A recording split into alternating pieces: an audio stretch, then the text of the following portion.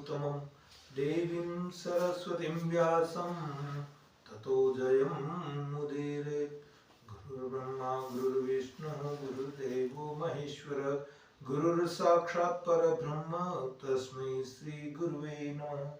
ध्यानमूलं गुरोर्मूर्तिः पूजामूलं गुरुपदं मंत्रमूलं गुरुर्वाक्यं मोक्षमूलं गुरुकृपा। बोल सद्गुरुदेव भगवान की जय। बोल श्री वृंदावन बिहारी लाल की जय। श्री जुगल सरकार की जय। बांके बिहारी श्याम की जय। जय जय श्री राधे, जय जय श्री राधे, जय जय श्री राधे श्याम।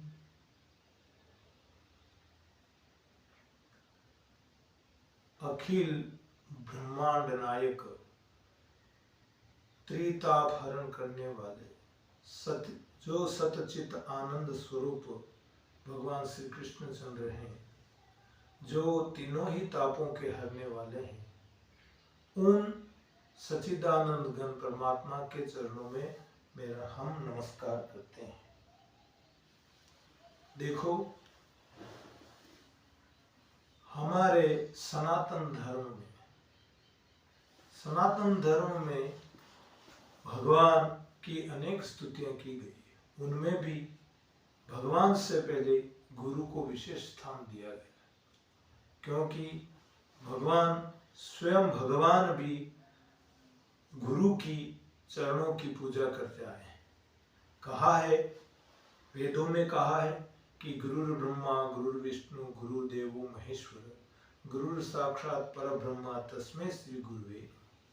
क्योंकि भगवान भी गुरु को साक्षात भगवान का ही रूप समझते हैं, इसलिए गुरु को पहले नमस्कार किया गया है। और गुरु महिमा कोई छोटी मोटी महिमा नहीं है, गुरु की विशेष महिमा है। क्यों कहा है कि ध्यान मूलम गुरु मूर्ति ही पूजा मूलम गुरुपदम। अगर किसी का ध्यान करना है तो वो गुरु का ध्यान करना है, क्यों ध्यान का मूल ही गुरु है। क्यों गुरु पथ प्रदर्शक होता है शिष्य का। तो ध्यान मूलम गुरु मूर्ति पूजा मूलम गुरुपदम। और यदि पूजा करनी है तो प्रथम गुरु जी के चरणों की पूजा की जानी चाहिए। और मंत्र मूलम गुरु, जो गुरु जी कह दे, जो वाक्य बोल दे शिष्य को, वह मंत्र होता है। उसको मंत्र समान समझ करके उस वाक्य की पालना करे। और मोक्ष मूलम गुरु कृपा, यदि गुरु की कृपा हो जाए तो शिष्य का मोक्ष हो जाता है।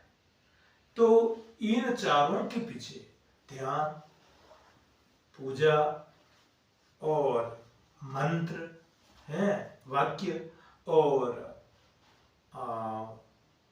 गुरु की कृपा मोक्ष होती है। तो इन सब के पीछे एक एक दृष्टांत कहा गया है। तो आज मैं गुरु महिमा के बारे में बताऊंगा कि जिसमें मंत्र मूलम गुरु वाक्य, जो गुरु का वाक्य होता है वो मंत्र होता है।